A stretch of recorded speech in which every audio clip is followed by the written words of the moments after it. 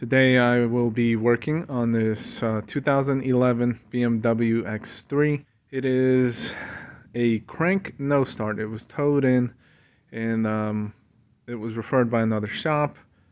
They told them that it looks like it's something electrical and wanted me to look at it, see what's going on. As far as the setup, this one has the N52, which I haven't seen too many with the N52, at least here. I've seen them with the N20, but the N52 is an engine that was in previous generations for many years, so very familiar with that engine itself. So along with that, I will just get you a shot of what it sounds like when cranking and how it sounds. It does sound like it tries to start, and it does give some attempt, but I'll let you hear.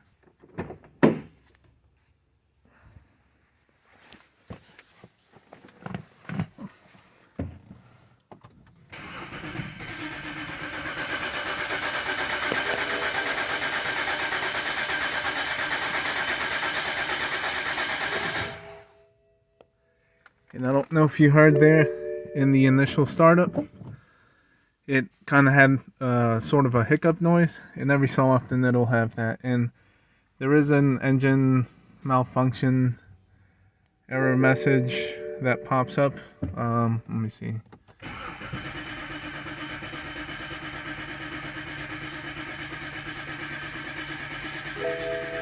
There we go. Alright, and now I will get you a shot of the trouble codes that I pulled from this. As far as the ones that I obviously will be interested in, it's going to be particularly in the DME, and it does have a trouble code. It's listed as intermittent, and it's for the Valvetronic system, no adjustment. Now I've seen this, especially here recently, two other vehicles with this same code. One did start up and run and drove kind of normal, and the second one I had did not start at all. It actually didn't even crank, or it began to crank and stopped itself. So the only issue with that is those other two were N55 and N20 with the next generation Valvetronic.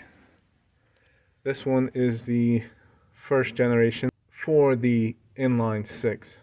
And so I personally have not seen that trouble code when having this style, the type of generation of Valvetronic, and cause a no start. Now I have seen where there is the Valvetronic sensor issue that'll cause a no start, but I believe that is a different trouble code and not the one that we're logging. But the only other situation is me again personally, this N52 setup with that Valvetronic, have not had a chance to diag one with this style version of DME, which is a Continental. It is listed as an MSV90. So is it because whatever's written in here to display as codes when something goes bad related to Valvetronics is the same type of code from N55 with the later generation Valvetronic, when in reality it may be having some of the same issues of the older versions, but it's just not logging it that way.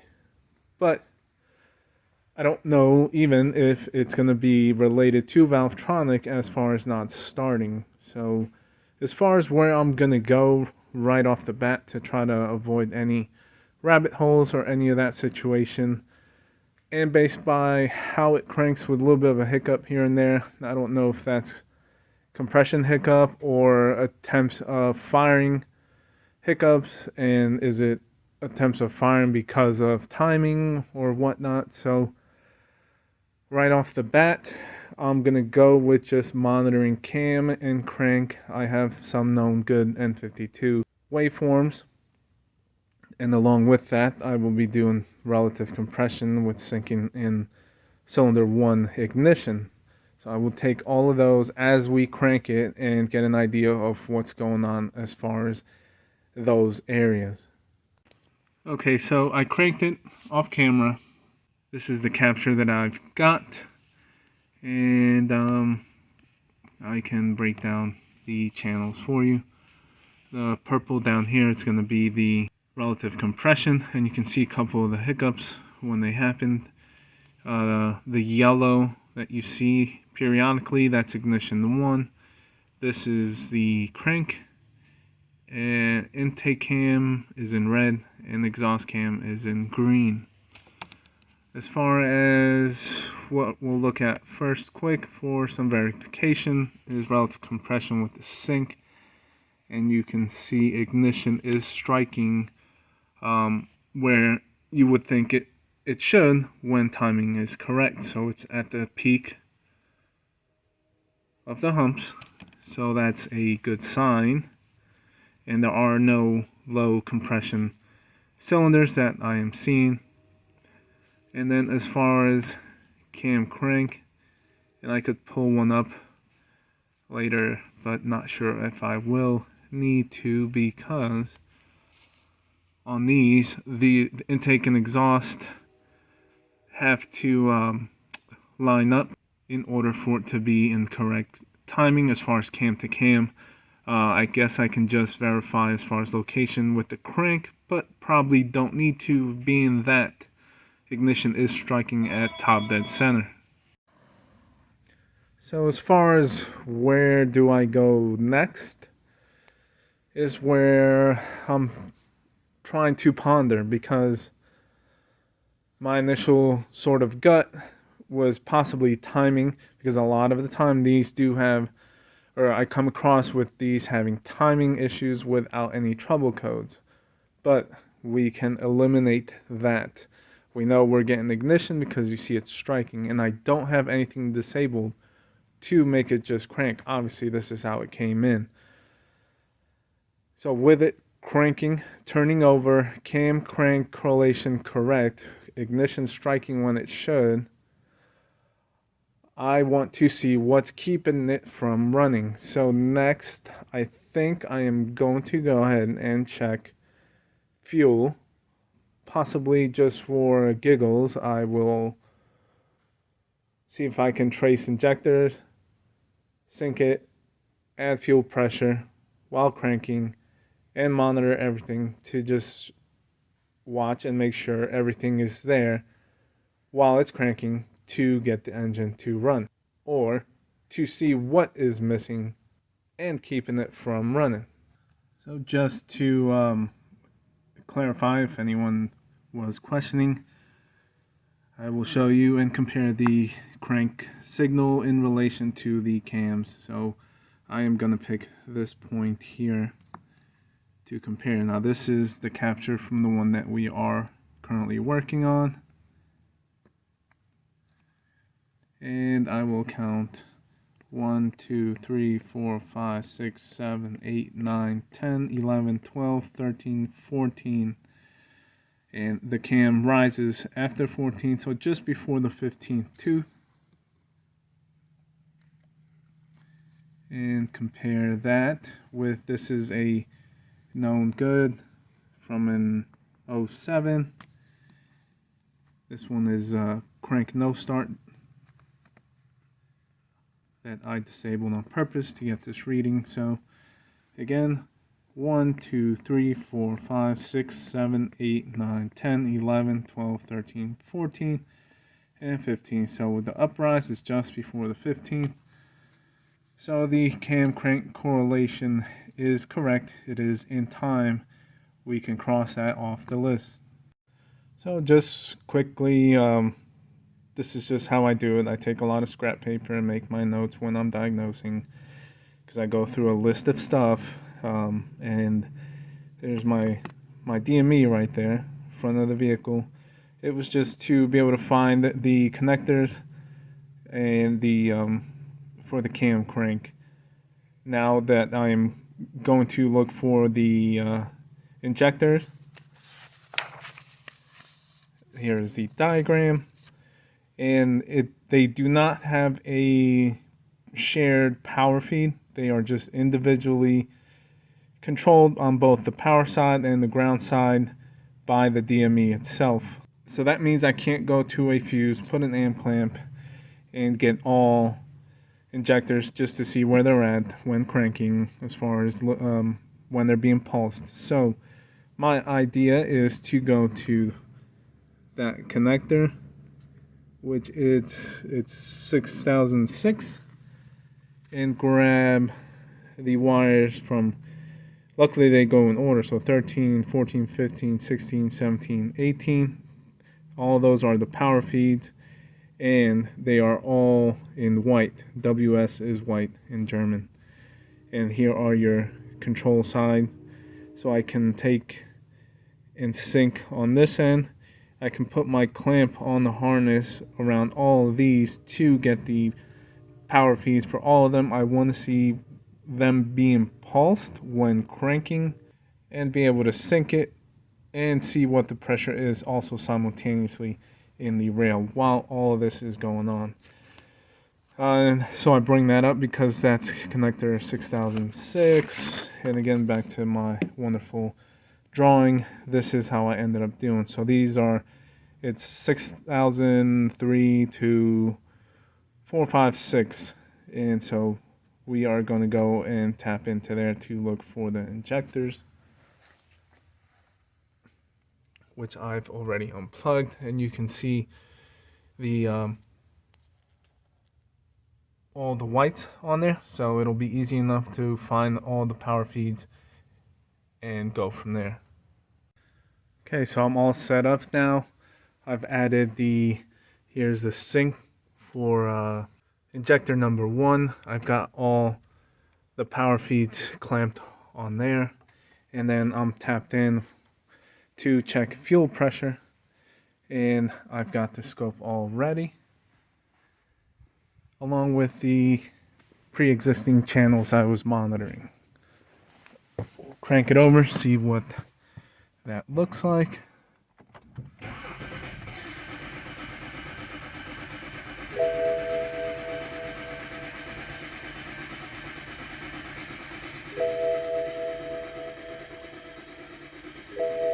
And I'm letting it crank for a while to get a lot of data. Okay, so here is the capture that we just got. This is where things kind of get interesting. So we'll go with the new channels that we were interested in. That's going to be the all fuel injectors, injector 1, and fuel pressure. I've got those here on the top. And the purple that rises up here, that's fuel pressure.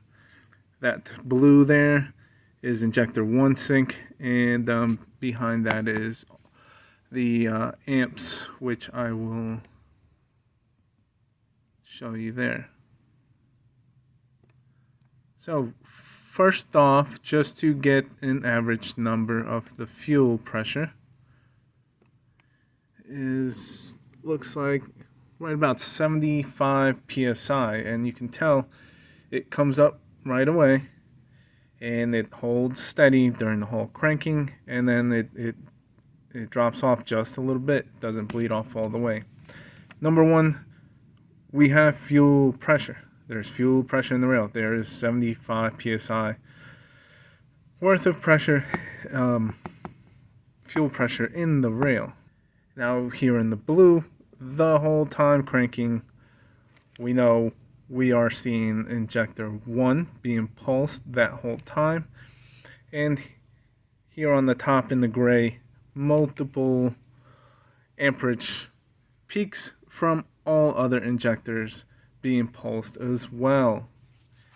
So that now is ignition in the yellow at top dead center, cam and crank in time, fuel injection controlled, all injectors, and 75 psi worth of fuel.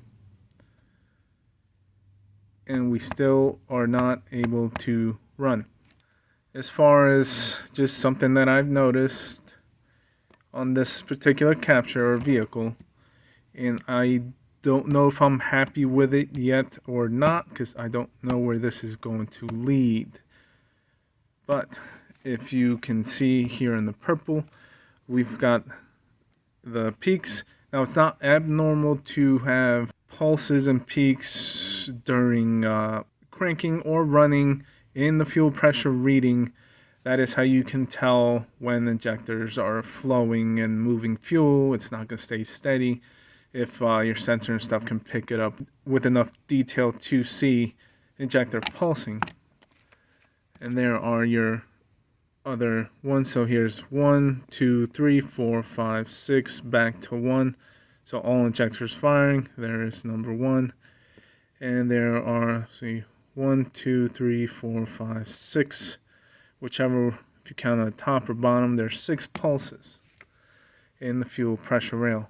One thing that again, not sure if I'm happy with or not, and it's because I've not looked at another one of these. I probably should have on the last one I had last week.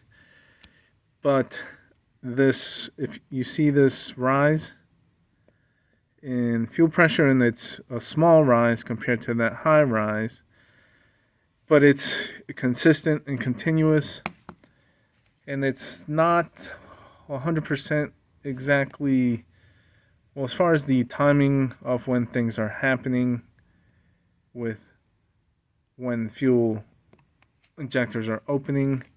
This is an on time, and that peak there is obviously off time, or when the injector shuts off, which that time there between amperage spikes is off time, so no fuel should be flowing. So it looks like at that point it's a recovery point of pressure if the pump is still on. But the dip, as far as pulsing back down, again, doesn't really correlate with any injector type of situation. But as I sit here explaining this, I think maybe you got to think about, which I just thought about, I guess the type of delivery system again. So if we've got, let's say, a fuel pump, I'm assuming definitely for sure this is going to have a fuel pump control module, which is going to control its RPM a certain way. And so then now, I guess, explaining, if this is what the fuel pump is doing based on the module, based on pulse width modulation control to the fuel pump, now we're seeing, I guess, pulses. And so then possibly from peak to peak to peak are its revolutions and its pulses of fuel pressure being brought up to the rail. And I guess that's why we're seeing these little mini peaks there. Because if you think about it now, I think I'm understanding this. If these would not fire, I bet these peaks would go up here. And then we would actually be seeing the pulsation and timing of the fuel pump bringing the fuel up and being cycled on, off, possibly. And the reason why we're seeing small peaks there is because now at that point is injector opening, and so fuel pressure is probably being pumped back in the rail, and it drops off because its injector gets open, so we drop pressure because we're injecting it into the cylinder, and then shuts off. And at a point of pressure, it will pressure loss from injection, it will recover because the pump is still being controlled to pulse. So I believe that's what we're seeing. At first I wasn't 100% happy in with seeing the pulsation, big drops, big rise, and the mini humps, but I think I'm not going to go down that rabbit hole because what I've just explained, and I believe that's what I'm seeing. So I'm gonna not get hung up on that. I'll just keep it in the back of my mind. But yeah. As far as pressure wise, again, averaged out 75 psi. And possibly the last thing to maybe do, which right now I don't know if I have a known good, as far as where fuel pressure is supposed to be injected, I'll say, during which stroke on an N52. And so I am putting up the pattern, the rulers on cylinder 1 ignition strike, which is basically top dead center for cylinder 1. And here is injector 1, and it is happening on the exhaust stroke for cylinder 1. This would be the intake stroke, and there is the compression. So the blue strike is there on the exhaust stroke.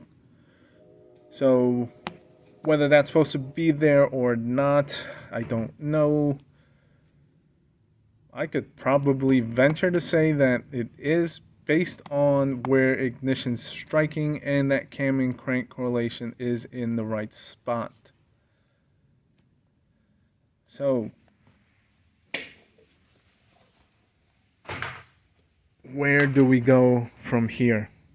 We've got everything fuel and spark, and now I guess we need to try to investigate air.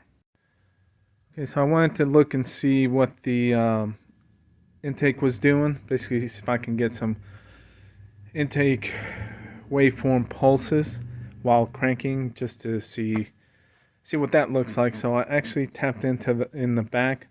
There's a breather line that goes to the valve cover that goes to the intake up underneath it, and in doing so, I've just eliminated that one just for the ease of capturing with the additional channel.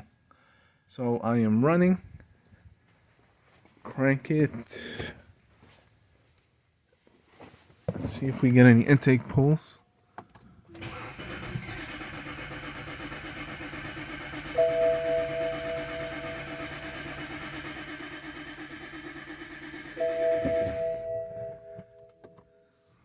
So this is that capture that I just took. Again, we're worried about the new addition, which is going to be the purple up top. This guy here. Now you can see from its starting point to where we start seeing pulses, and there are pulses, it's very, very minimal change. But there they are. We are getting pulses, and just for curiosity, just to show you, there is 1, 2, 3, 4, 5, and 6. So there are 6 pulls of some amount, but not too drastic from the starting point. So with it cleaned up, we can clearly see consistent intake pulls all throughout the cranking. Well, based on what we've been seeing so far, the spark plug surely is it's wet, which would make sense if we have fuel dumping, as we saw on the waveform. So continuing on checking the air factor of this engine for being potentially the cause, I ended up going in cylinder and getting a waveform of that, which I will show you here in a minute. But just to get you some sort of visualization, I will show you what that looks like on a gauge for conventional reason.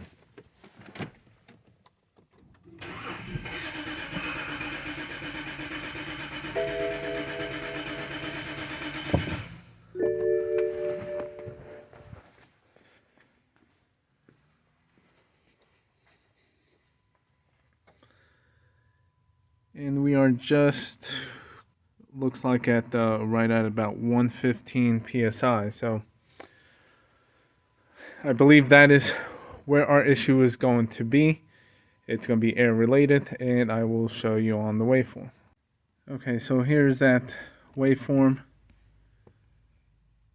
and the one that we are going to concentrate on, again, the new channel here, the gray, and there's the in cylinder, and it caps off at about 100, so, but it's pretty close to the peak, so was just getting you guys a visualization. The more important area to look at, which looks very unconventional and funky, is down there at the bottom. If we mark out our rulers and take a look down here at the bottom,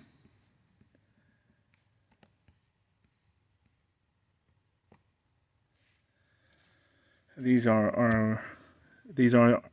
our 4 strokes. Here is the expansion to where the exhaust valve opens, comes up, and here's the exhaust stroke and the exhaust stroke column. This column here is the intake, and this column's compression. On intake, you see something that's kind of, I'll call it unconventional, but remember, this is BMW. They do things weird, and Valvetronic just adds to that, and it's not out of the realm to have, during cranking, oddball intake area patterns when Valvetronic is involved. I've seen this. I have some. I have to search for them. Hopefully, maybe I could find just to show you. But I think this is more a little bit on the extreme side. So let me explain.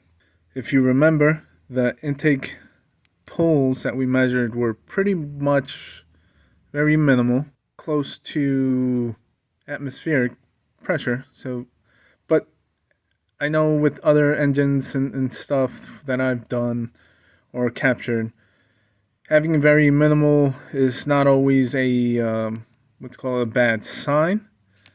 It just all depends on engine design, characteristic, how they run things when cranking, no starts, all this, blah, blah, blah. But we were able to see pulls.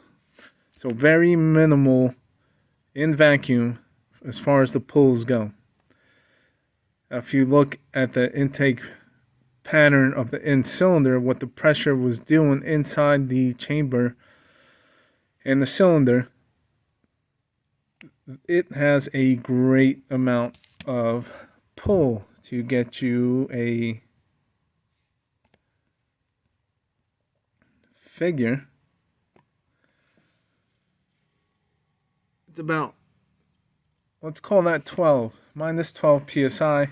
You double that, it's 24 inches. That's a huge amount of intake pull, which in other situations, other normal conventional engines, it would almost look as if the intake valve did not open. And I believe that it's open very, very, very minimal, because that is why we were seeing this in the intake manifold. You have to see that there has to be an opening of the intake valve off of its seat to create some sort of pull in the intake manifold.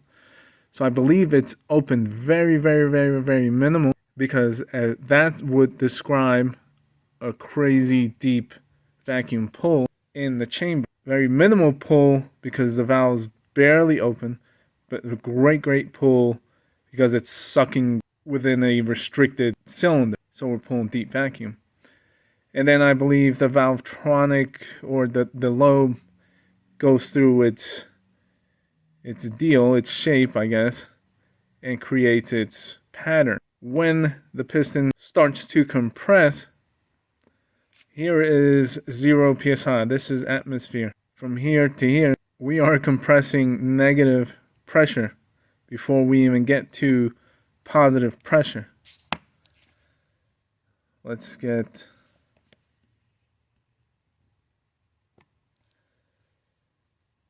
so our starting point, let's see, let's go this one 0. So here's the 0 point. This where we cross from negative to positive. And then this whole amount, so 12 inches of vacuum that had to be compressed or rid of before we can start building positive pressure for compression during this whole time. Now we know this is not caused by any timing issue because our cam crank correlates correctly. So you can't really go by the conventional stated statements of 30 to 60, for your timing and whatnot, because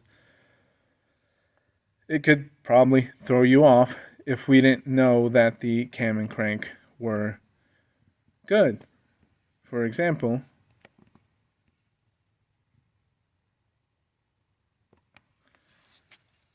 from this point to this point, when the exhaust valve opens, you're getting just over 60 degrees. So that, based on generic statements, is already out of the realm. And if you go on the compression side,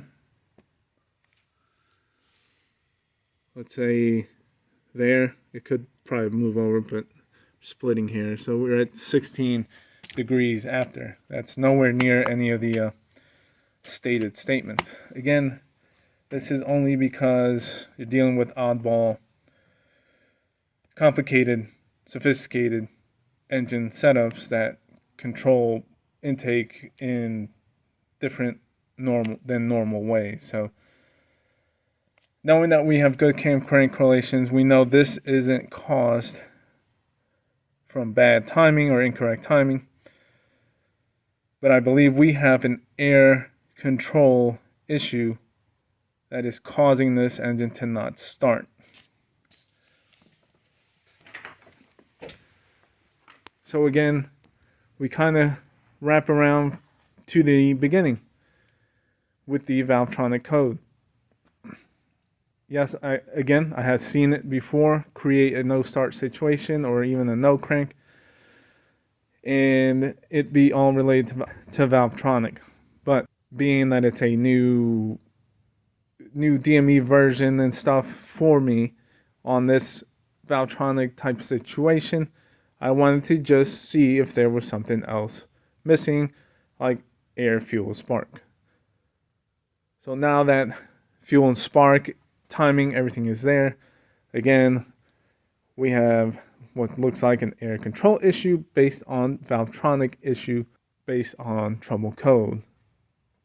Now, there's a couple things I want to try based on past experience.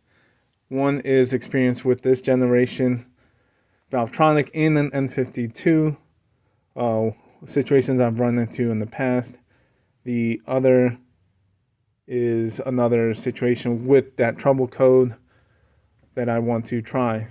So before I go do those things, we're going to go start kind of basic with just going in and trying to adjust the Valvetronic motor through the DME, see what happens. I doubt that we'll be able to perform the learning limit, but we'll give it a shot, and after that I'll show you what I'm thinking of trying. Okay, so what I want to try is to perform the adjustment. So we'll back out, we'll go service, powertrain, engine, let's see, Valvetronic adaptation, limit position. So that's where you go to learn the positions of the motor. Okay.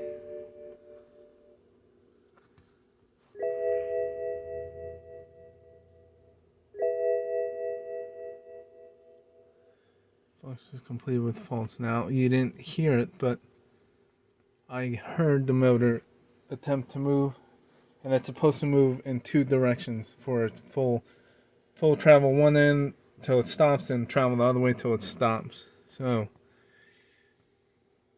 it didn't perform it as it should.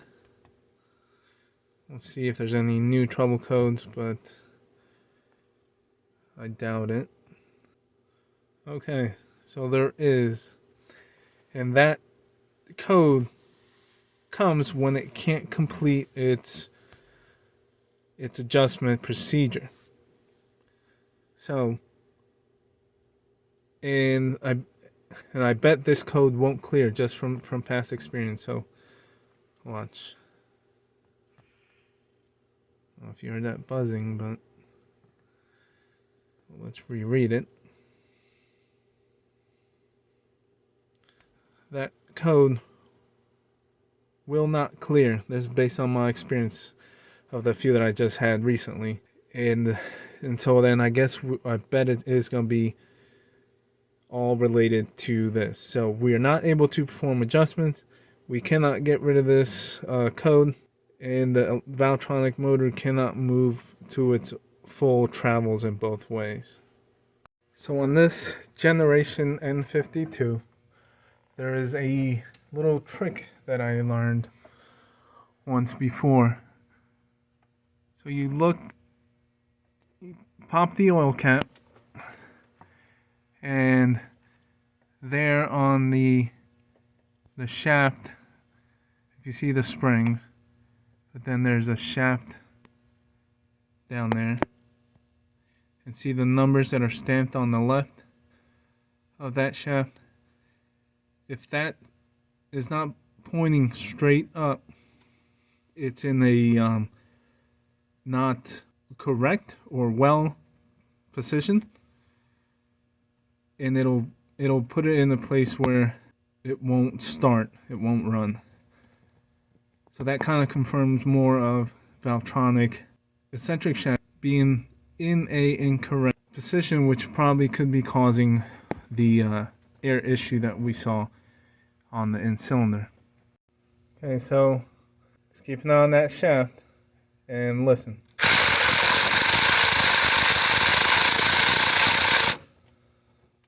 That's one direction, and I'll go the other.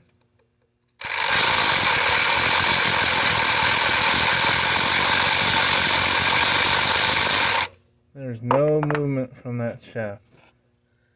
And as far as what I'm doing, which you're not supposed to do, you can do it by hand, but not with the power tool. But that shaft is not moving. That's how you can manually rotate that shaft. And there is a disconnection. That worm gear, I don't know if it's spinning or not spinning, but it's not moving that eccentric shaft. Okay, so I've got the 3 Valvetronic motor bolts out, and typically this is up against the Valvetronic springs, and the motor will want to pop out. And this one's not. It's actually pretty... Oh wow, that's a first for me. That's supposed to be a worm gear there. Obviously, it has twisted, broken off. There it is.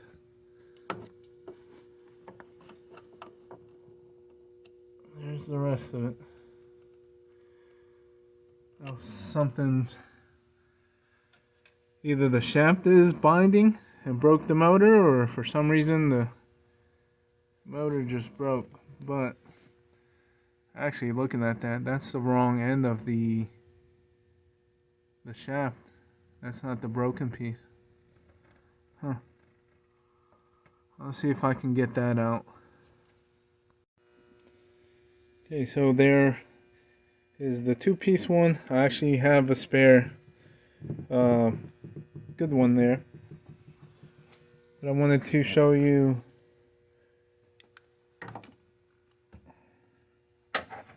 that the shaft, see if I can get.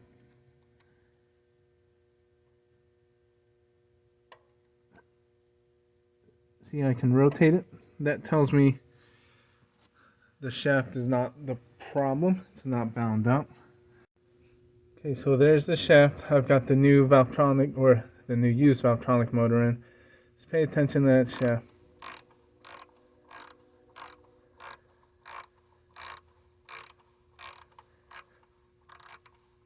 See how it's rotating? Now I'm gonna get it to a little experiment thing here. I'm gonna get it to where I know on the older DME versions will at least start and run the car, and that's by putting the numbers facing up. I want to see if it works on these also.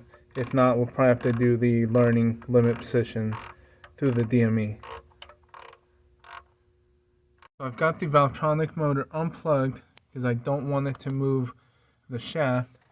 And then I've got everything set up, running the scope. I want to see if it'll start.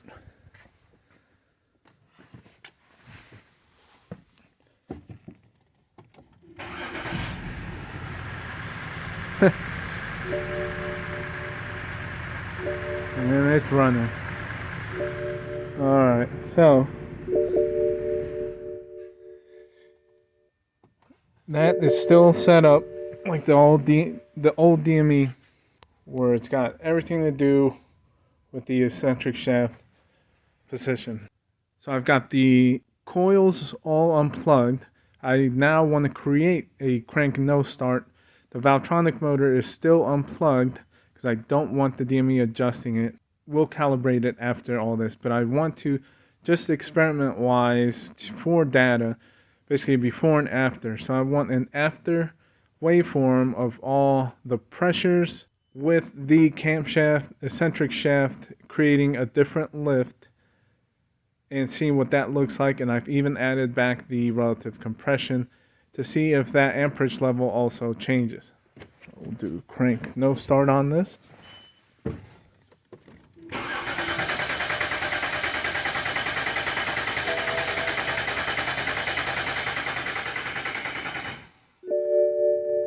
Let's see what that looks like.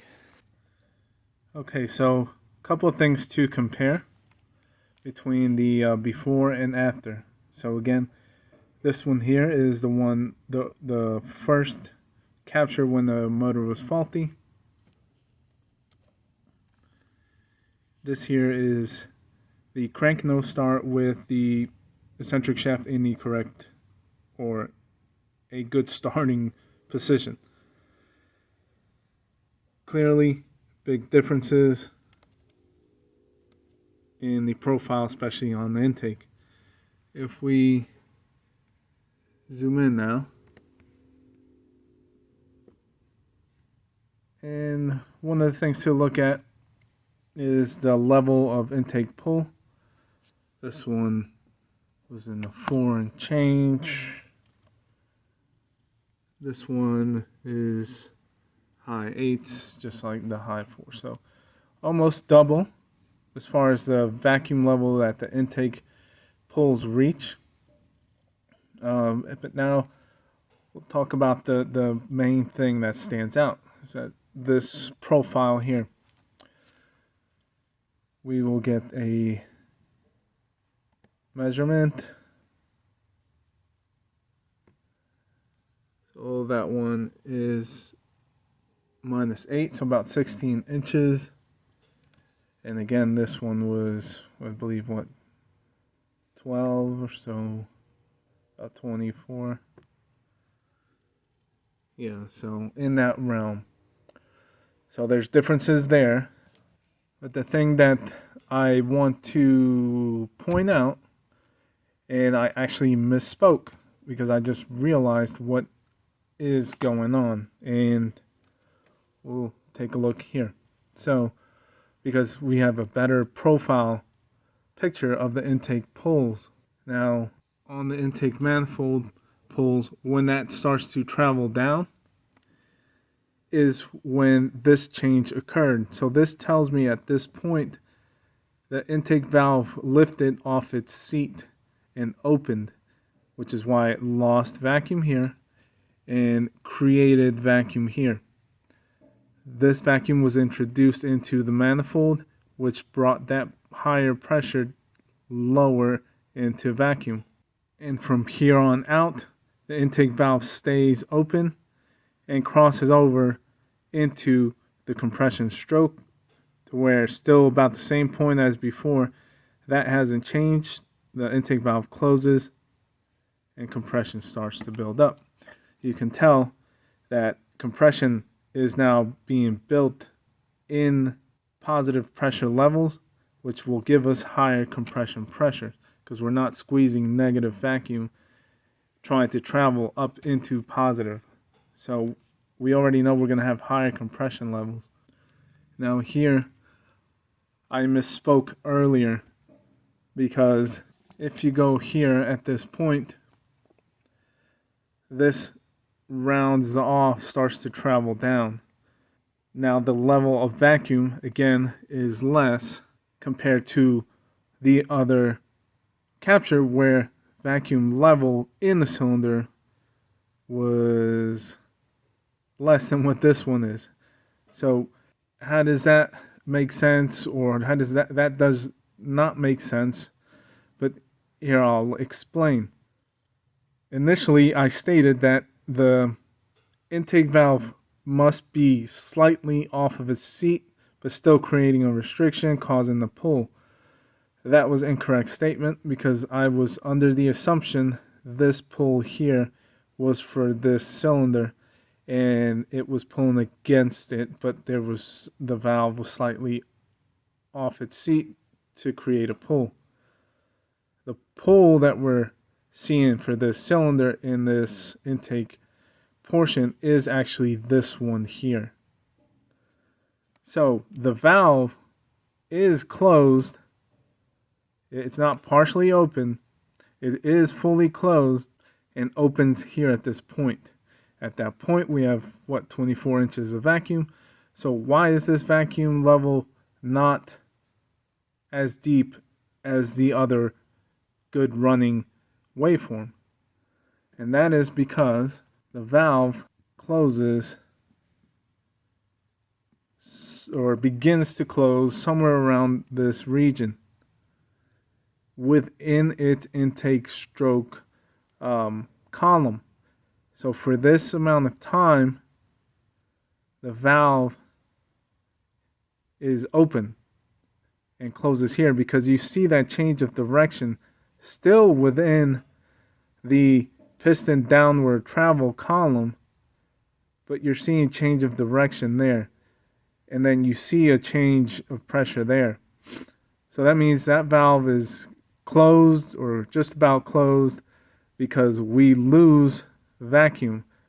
This whole level here is still below atmospheric pressure, so it's negative, but we stop pulling into negative because that valve closed. So then it cuts that pressure that it was tied to, and it's less because it was cut off sooner because the valve opens and closes real quick and it shuts off that vacuum. So it's due to time that vacuum level is not as deep, and it's due to time of valve being open right there that's what I guess gets compressed, which is all negative vacuum, which gives us lower compression.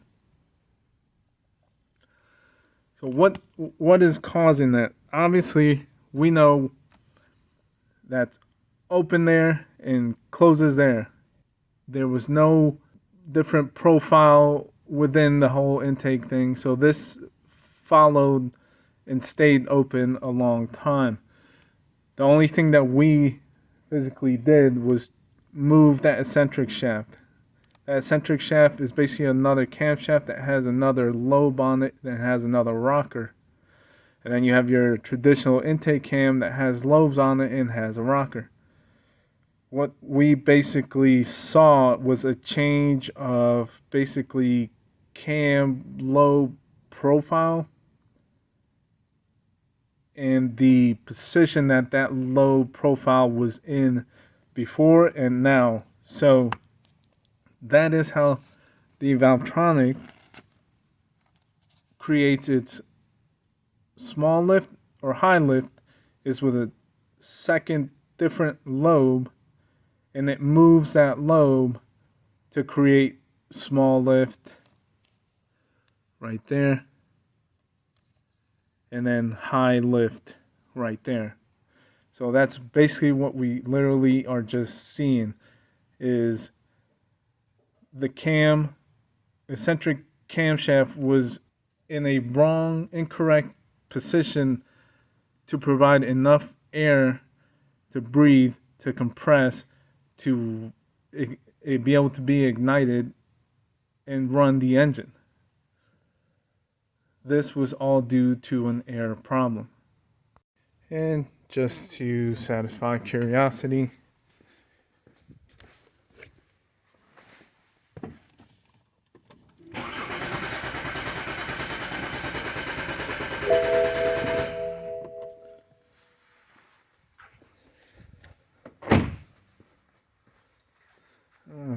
big difference.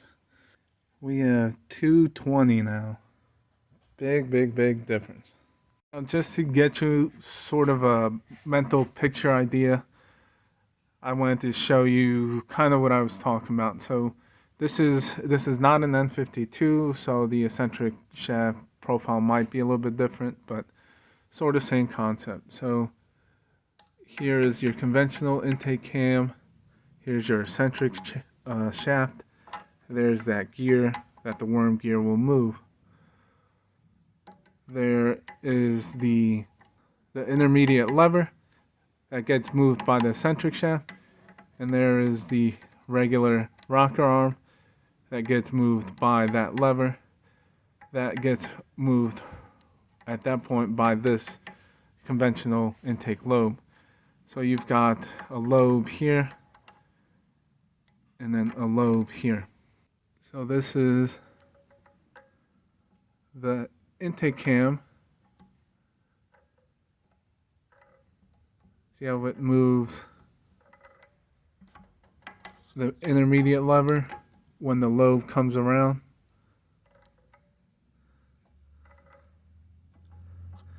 Now, that's when the eccentric shaft is at a certain position, which at that point actually it's at a basically no lift. But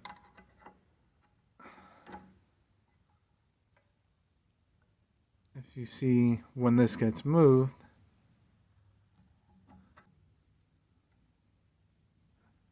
the push on that, which then it'll be at its highest lift. So that's how the concept is for the Valvetronic and the multiple shafts and levers and rockers and whatnot. And to show for comparison, this is the relative compression of when the engine is in its good state, and it's about 206 amps. And this was when it was cranking only, it was at 184 amps. Okay guys, so I guess that's where I'm gonna stop at this point with this car. It definitely got it to a better point. Obviously it's up and running and it's not a crank no start situation. Again, I've not run into this with this Valvetronic situation where the worm gear breaks. It's my first time seeing that. I honestly wasn't expecting that.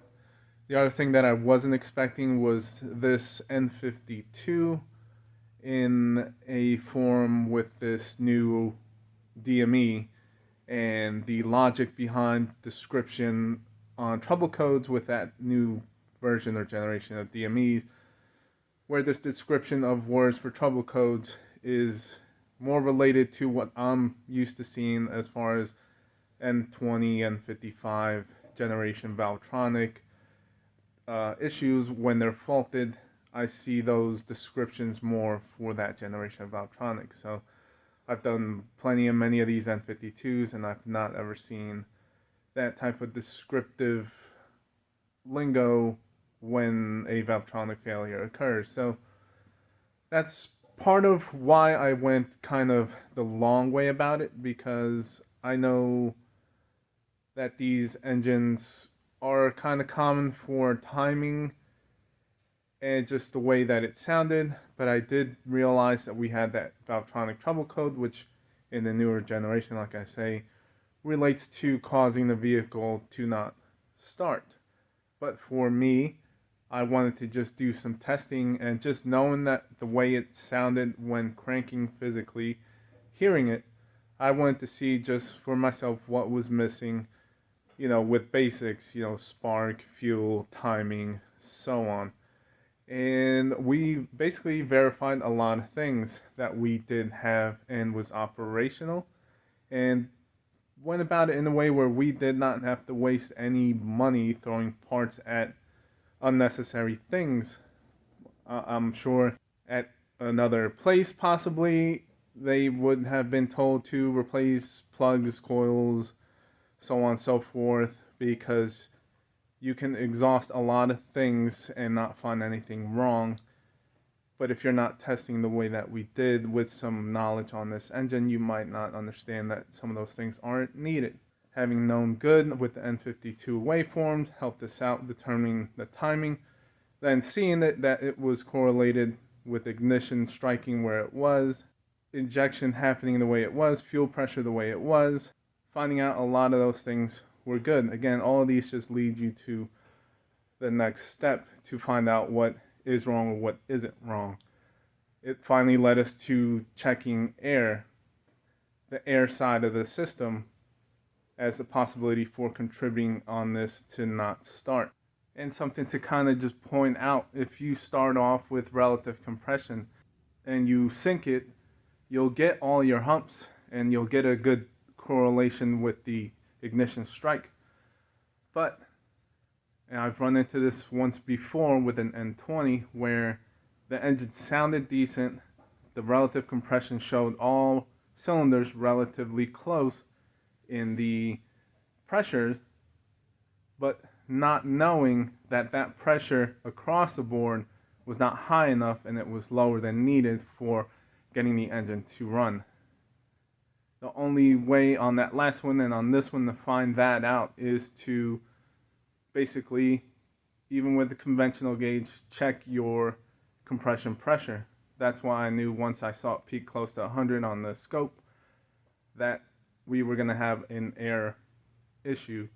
And so at that point, you can find out that it is low compression, but across the board, even though relative compression visually looks okay. That one too can throw you for a loop, and it'll have you chasing your tail because you'll think mechanically the engine is okay. So in a way, I kind of did go the long way about it, especially because we started with a Valvetronic code. But again, I'm happy that I went the way that I did, because then I got to see results of before and after, and the pressure readings and how the engine acts or reacts, or what it does, what it looks like, and where everything is in time for a known good. And it was also good to be able to see the air differences, pressures in cylinder, and how it changed when it was in the faulted state to the good state, and how we basically literally saw the effects of what that third camshaft, the second intake camshaft, the eccentric camshaft, what the effects of the lobe on that shaft, what it does and how it changes basically the air breathing pattern, and that was pretty cool to see. So with all that just being said, I hope you got something out of this. I hope you picked up some tips, including, like I said, with this N52 generation, that eccentric shaft, if you don't see those stamped numbers looking at you, facing straight up, that eccentric shaft's not going to be in the correct position to create enough pressure, compression pressure, to run the engine. That'll be your quick tip advice thing for this on this video on that generation N52 Valvetronic. So with that, I thank you for watching. This one was, again, definitely cool and interesting, and I'll let the customer know what they need, and that should take care of this one. But hope you liked it. Thank you for watching, and that's it for now.